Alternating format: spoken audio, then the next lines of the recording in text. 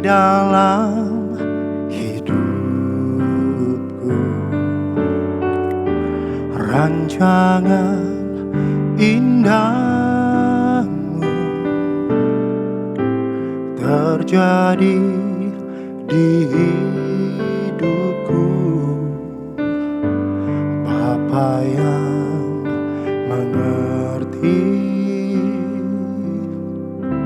segala yang ku perlu. Kasih-Mu sempurna, nyata dalam hidupku. Ku bersyukur Bapa, ku bersyukur Tuhan, buat kasih setia-Mu di dalam hidupku. Ku bersyukur, ku bersyukur Bapa, ku bersyukur Tuhan, buat kasih setia-Mu di dalam hidupku. Ku bersyukur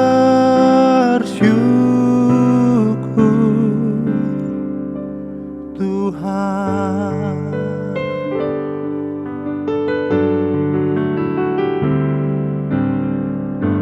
Banyak yang Kau perbuat di dalam hidupku. Rancangan indahmu terjadi di hidupku. Bapa yang mengerti segala yang ku perlu. Kasih-Mu sempurna,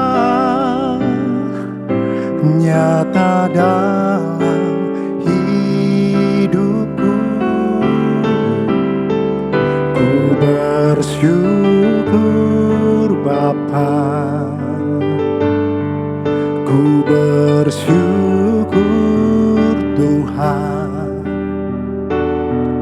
buat kasih setia-Mu di dalam hidupku. Ku bersyukur,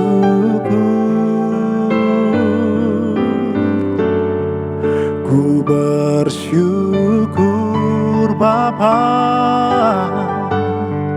ku bersyukur Tuhan, buat kasih setia-Mu di dalam hidupku. Ku bersyukur,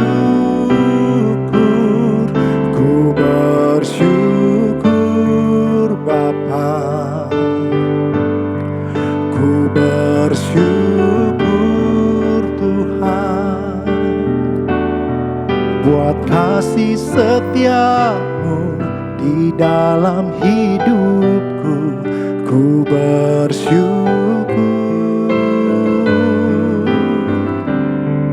ku bersyukur Bapa, ku bersyukur Tuhan, buat kasih setia-Mu di dalam hidupku. Ku bersyukur,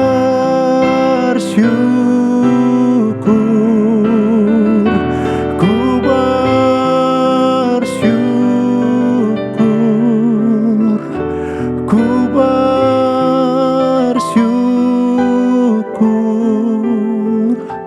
Tuhan. Ku bersyukur hanya kepadamu, Tuhan Allah yang baik, yang tak pernah meninggalkan kami semua, yang selalu menyertai kami di dalam setiap hidup kami. Ketika hidup kami diterjang oleh badai, Tuhan tidak pergi. Tuhan tetap menyertai kami, memberikan kami kekuatan. Gadamu dan tongkatmu itu yang menghibur kami, memberikan kami kekuatan, sehingga kami mampu menyelesaikan semua. Kami ada sampai hari ini bukan karena kekuatan kami Bapa, semua karena Tuhan yang memampukan, yang menyertai, yang memberkati kami. Terima kasih Tuhan, Engkau sungguh baik. Untuk itulah kami bersyukur, kami menyembah Allah yang hidup, Allah yang benar, Allah yang dahsyat, yang nyata dalam hidup kami. Terpujilah Engkau Tuhan, Allah yang berdaulat dalam hidup kami semua jemaat-Mu. Haleluya. Kudus, kuduslah Tuhan. Terima kasih, terima kasih. Hanya ucapan syukur kami Tuhan. Kami percaya yang paling berarti buat-Mu Tuhan. Kami mau terus bersyukur, berterima kasih, menyembah-Mu. Terima kasih Tuhan. Tak ada lembah kelam yang tak ku lewati tanpa hadir-Mu. Hatiku takkan gentar, sebab ku tahu tangan-Mu yang menopangku. Tak ada lembah kelam yang tak ku lewati tanpa hadir-Mu. Hatiku takkan gentar, sebab ku tahu tangan-Mu yang menopangku.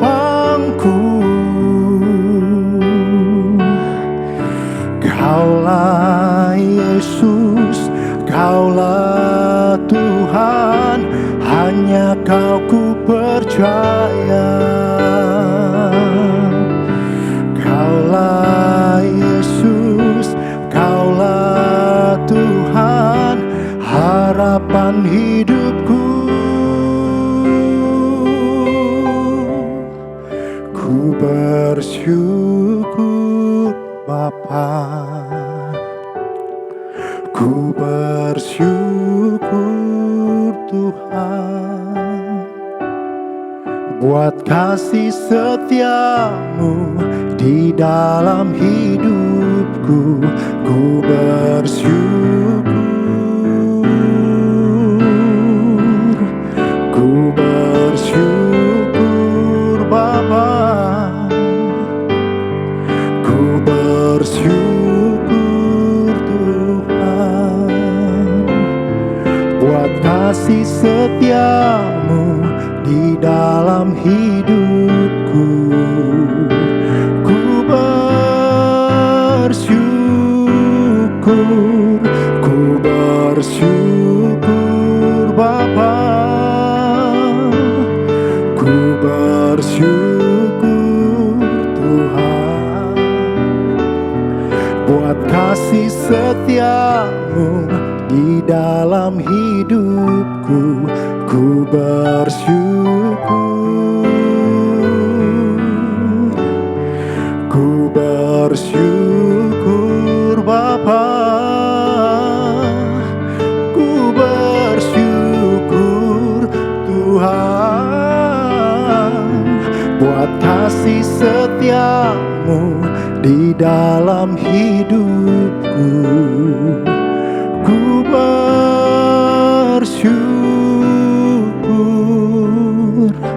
ku bersyukur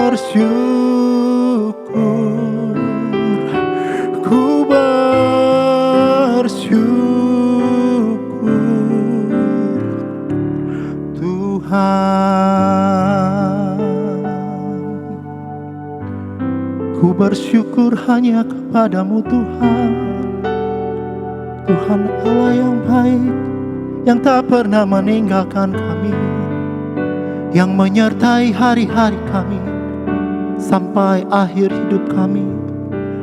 Ya, aku percaya. Amin.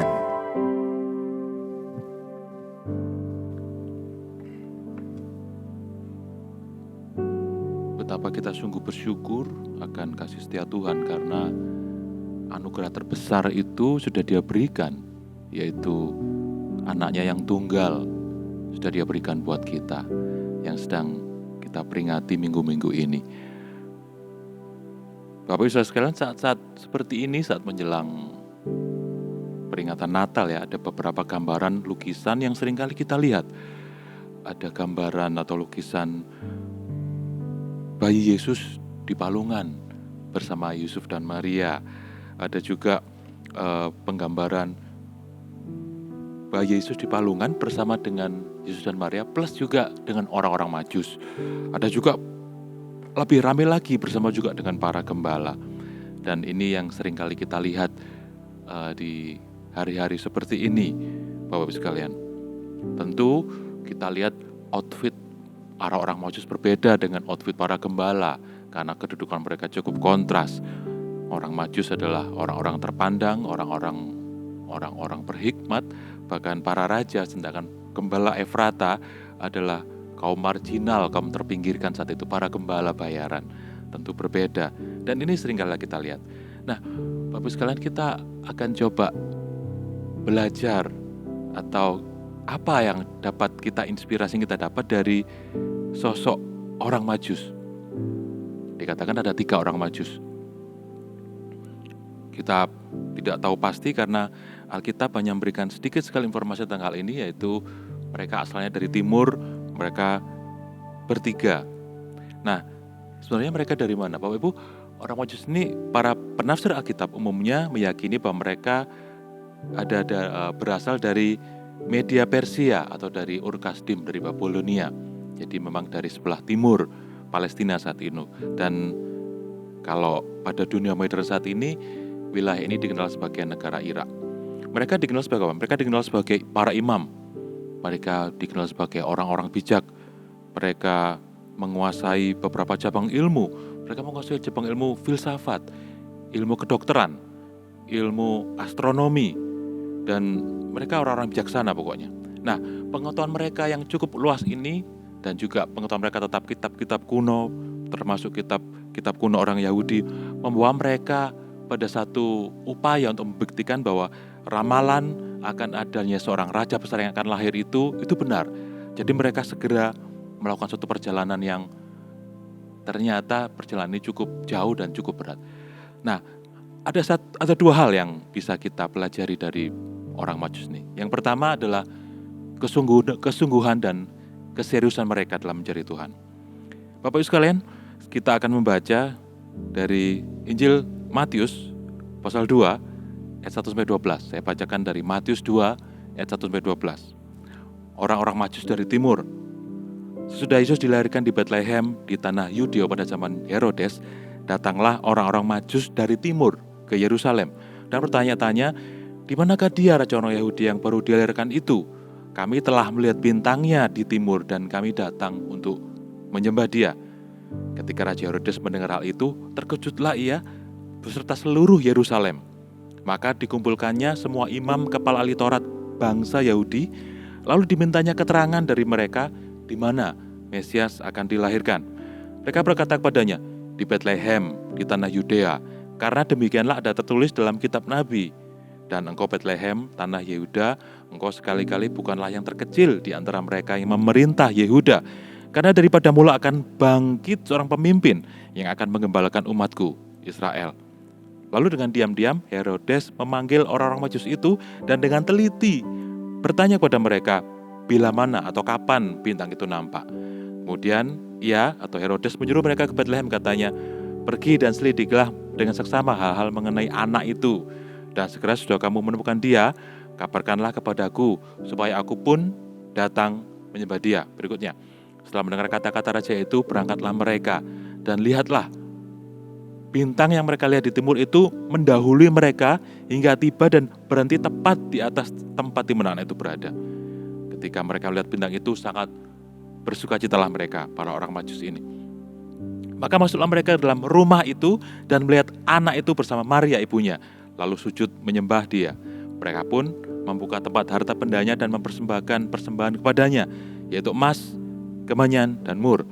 Dan karena diperingatkan dalam mimpi supaya jangan kembali kepada Herodes, maka pulanglah mereka ke negerinya melalui jalan lain. Amin. Bapak Ibu sekalian, seperti saya katakan, ada dua hal yang bisa kita pelajari dari orang Majus ini. Yang pertama adalah kesungguhan dan keseriusan mereka mencari Tuhan. Jarak negeri mereka, Persia atau sekarang ini Irak, dengan Palestina, Bethlehem, cukup jauh, sekitar 1.500 km mungkin lebih. Dan dengan transportasi saat itu, dengan berkuda atau dengan naik onta, dengan kecepatan normal, para ahli mengatakan akan butuh waktu sekitar 7 bulan. 7 bulan. Dan kalau kita sering melihat penggambaran mereka naik onta bertiga di suatu padang pasir tengah malam, mungkin ini bisa sedikit dikoreksi karena mereka adalah orang bijak, mereka orang-orang kaya, mereka berkedudukan tinggi, mereka para ilmuwan. Ada juga yang mengatakan bahwa mereka adalah para raja. Jadi agak susah diterima jika mereka hanya bertiga melakukan perjalanan jauh ini. Sangat mungkin mereka membawa perbekalan, membawa logistik. Tentu ada orang membawa, ada para pesuruh yang membawa kendaraan, bukan kendaraan, mereka membawa onta untuk logistik mereka. Sangat mungkin juga mereka membawa mungkin pasukan kecil untuk mengawal mereka. Saat itu melakukan perjalanan jauh bukanlah hal yang aman seperti saat ini. Banyak juga orang jahat yang berniat jahat bisa membegal mereka. Ada juga mungkin badai pasir. Jadi ini bukanlah rombongan 3 orang, tapi mungkin cukup banyak orang. Dan dengan rombongan yang cukup banyak, tentu mereka lebih lambat jalannya. Akhirnya bukan 7 bulan, saya memperkirakan saja, mungkin jadi mereka perlu waktu 1 tahun dari negeri mereka menuju ke Bethlehem. 1 tahun. Nah, jika mempertimbangkan hal ini, tentu kalau kita lihat tadi ya gambaran orang Majus hadir menyembah bayi Yesus di palungan sebenarnya kurang tepat. Karena tadi kita baca pun sudah dikatakan Yesus bukan bayi lagi tetapi sebagai anak. Dan juga tidak di kandang lagi tetapi di satu rumah. Bapak Ibu sekalian, mari kita perhatikan mereka seorang ilmuwan, mereka seorang tabib, bahkan seorang berkedudukan tinggi. Mereka harus meninggalkan kehidupan mereka dengan dalam waktu tidak sebentar. 1 tahun berangkat, pulangnya 2 tahun. Katakanlah 2 tahun mereka meninggalkan kehidupan mereka. Kalau bisnis, mereka harus menutup bisnis mereka. Kalau mereka praktek, tabib atau dokter, mereka harus tutup selama 2 tahun. Dan ini perlu dana yang besar untuk mission trip ini. Misi ke Bethlehem, mencari bintang yang besar, mencari raja yang populer, ini adalah misi yang besar. 2 tahun perlu waktu. Dan kalau secara bisnis, tidak ada revenue, tidak ada pemasukan, yang ada hanya expense, mereka hanya pengeluaran aja yang terjadi. Mereka perjalanan yang jauh, mereka perlu operasional, mereka perlu logistik. Orang Majus bukan orang mengenal Tuhan, tapi begitu seriusnya, begitu sungguh-sungguhnya mereka mau berkorban hanya untuk bertemu dan menyembah Sang Raja. Mereka juga bawa persembahan sebagai bukti, bukan hanya mereka mengorbankan waktu dan mengorbankan harta, mereka membawa persembahan yang berharga. Emas batangan kita tahu sampai hari ini adalah logam mulia yang paling berharga. Kemenyan itu adalah satu getah ya dari berbau harum dari satu pohon, dan juga mur, getah harum juga yang merupakan komponen pembuat minyak wangi pada saat itu. Dan ketiga gift ini, hadiah-hadiah ini adalah hadiah-hadiah yang biasanya diberikan di istana kerajaan. Mereka tidak hanya berkorban waktu, tapi juga harta mereka. Mereka sungguh-sungguh mencari Tuhan. Bayangkan 2 tahun meninggalkan bisnis kehidupan mereka untuk mencari seorang anak yang baru lahir, yang adalah raja segala raja. Yang kedua, apa yang kita pelajari? Kerendahan hati. Bapak Ibu, dengan kedudukan mereka sebagai ilmuwan, sebagai orang yang berada, sebagai orang terpandang, para imam, juga mungkin juga mereka raja dengan pengetahuan mereka yang luas, Tapi mereka percaya bahwa anak di depan mereka adalah raja di atas segala raja. Mereka sujud menyembah. Mereka membuka tempat harta mereka. Mereka mempersembahkan hadiah korban buat sang anak dari segala raja ini.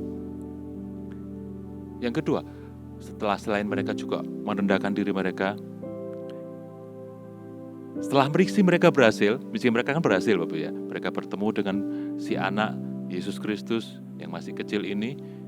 Mereka diingatkan dalam mimpi, ayat terakhir ya, untuk nggak kembali pada Raja Herodes lagi, karena kita tahu Raja Herodes berniat jahat.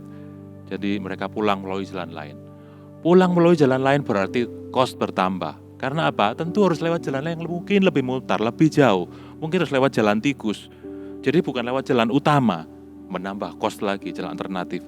Tetapi mereka taat, mereka mau menurut. Mereka harus berjalan extra mile untuk menghindari Herodes. Walaupun mereka punya pengetahuan luas, walaupun mereka punya kedudukan terhormat, mereka tetap taat kepada Allah Yahweh, Allah Israel. Jika orang maju saja nggak kenal Tuhan, mau rendah hati, mau taat pada Allah Yahweh, Allah orang Israel. Bagaimana dengan kita yang sudah mengenal Allah, yang kita sudah mengenal Sang Anak itu, yaitu Yesus Kristus? Sudah seharusnya kita jauh lebih taat dari mereka. Kita sudah jauh lebih rendah hati dari mereka. Saat kita punya kedudukan, punya ilmu yang banyak, punya harta yang melimpah, orang Majus nggak mengenal Tuhan bisa rendah hati. Kita seharusnya lebih rendah hati. Saat kita juga punya pengetahuan yang luas, kedudukan yang tinggi, harta yang banyak, kita juga tetap taat akan perintah Tuhan. Walaupun perintah itu nggak enak. Kenapa nggak pulang aja? Kenapa nggak pulang lewat jalan yang biasa? Kita ingin cepat segera balik lagi ke negeri kita. Tidak, mereka mau memutar, mereka mau lewat jalan yang lain untuk menaati perintah Tuhan. Bapak Saudara, dari orang Majus ini saja ada dua hal yang bisa kita pelajari.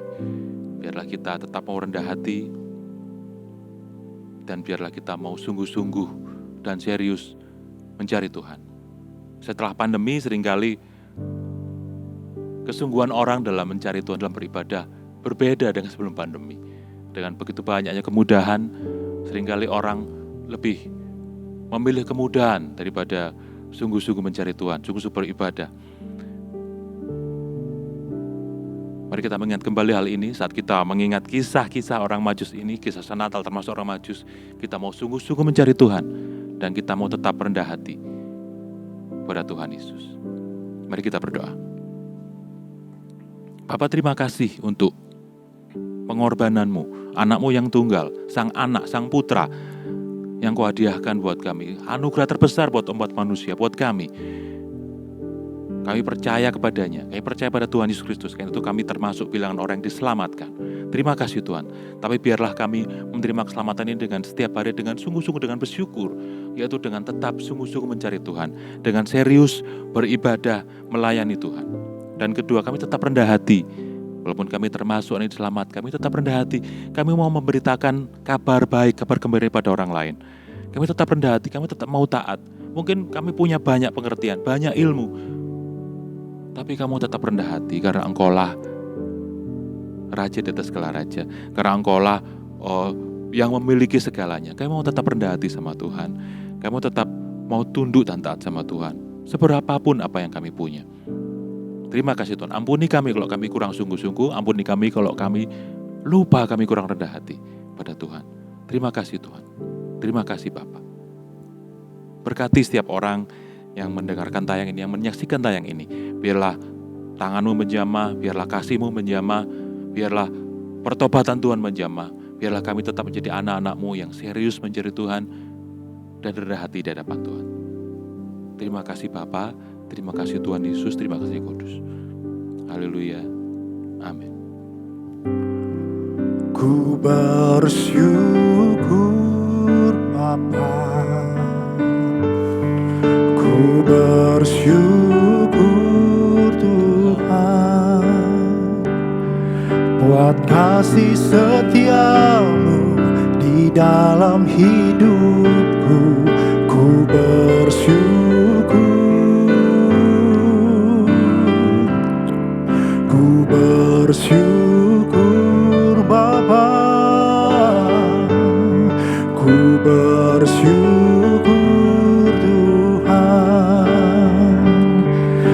buat kasih setiamu di dalam hidupku.